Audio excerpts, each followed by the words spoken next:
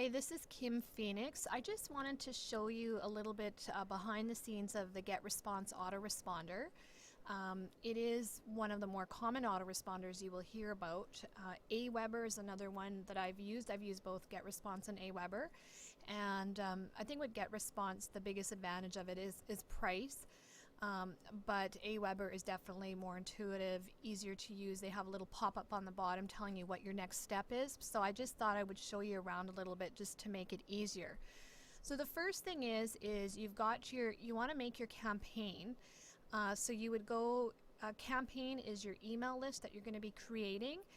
So depending, you may have more than one email campaign per website. Or because you may have a prospect list, you may have a customer list, you may have an affiliate list on one website, or you may have a bunch of different websites and you need different lists for each one. So different messages, different follow-up messages that you're sending to your list.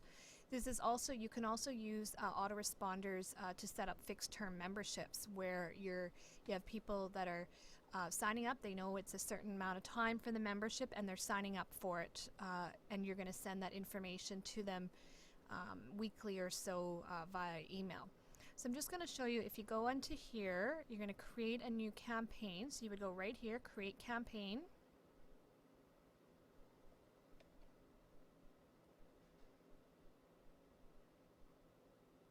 So here we are, we're in create campaign. So you just want to, create a name. So it could be my campaign. Oh, sorry about the spelling here. Campaign about dogs. So just something that you'll recognize, it's easy to find, and then create new campaign. I'm not going to create a new campaign right now because I already have one, and that's the one we're going to use. So the next thing we're going to do is we're going to click on the cogwheel right here. So when you click on the cogwheel, it'll bring you to this general page.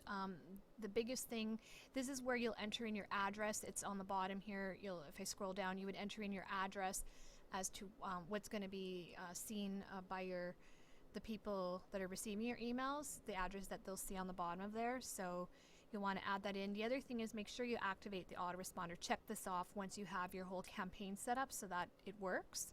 Okay? Now I'm in the opt-in page. You press it right here. This is important because so you can check these off if you want to enable confirmed opt-in. And this is what people are going to get after they sign up to your email list. This is the email that they're going to get from you telling them to confirm. So you can customize it or you can just use a default. I'm just going to show you a little bit more information on that. Here, I'm just going to scroll down. So right here you can see this is where the confirmation template is. Important to notice here is the from field and the reply to field. You can change these depending on which campaign you are. So if you have different websites, or you have an affiliate program versus a customer program or campaign, I should say, then you can change this right here very easily. You can change your message right in here.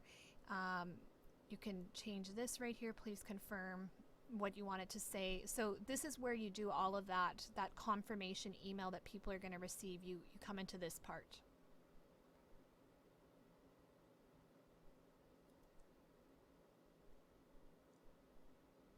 Okay, so now that we have that set up, what we want to do is we want to start creating some of our messages.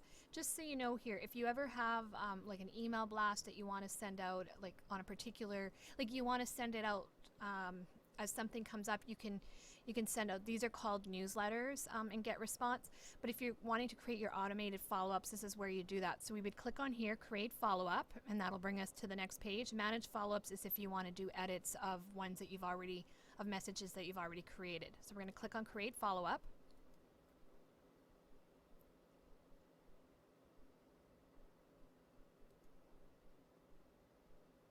So now you have the choice of whether you want to create an HTML message or a plain text message. Some people still don't support HTML formatting, so plain text, there's a greater chance people will get it, but it's up to you what you want to use. Okay, so we're going to choose plain text.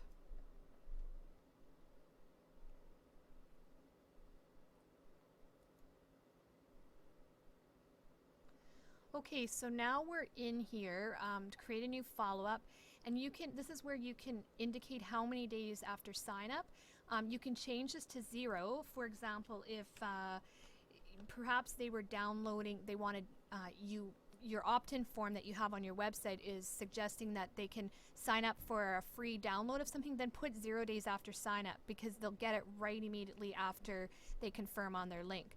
The from field, you can change that as to which you can customize it depending on which campaign it's for. You can personalize this. You can add the name of the person, their first name in here, and then the rest of your message, and then type in your plain text in here.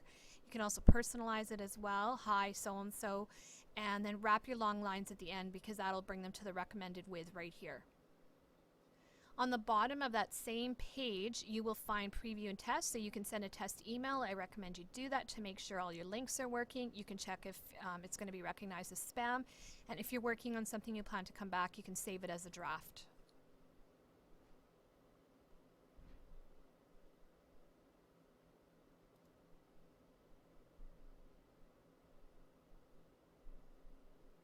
Now the last thing we're doing is we have to create a new web form. That's your opt-in box where people can sign up on your website. So we're going to create a new one.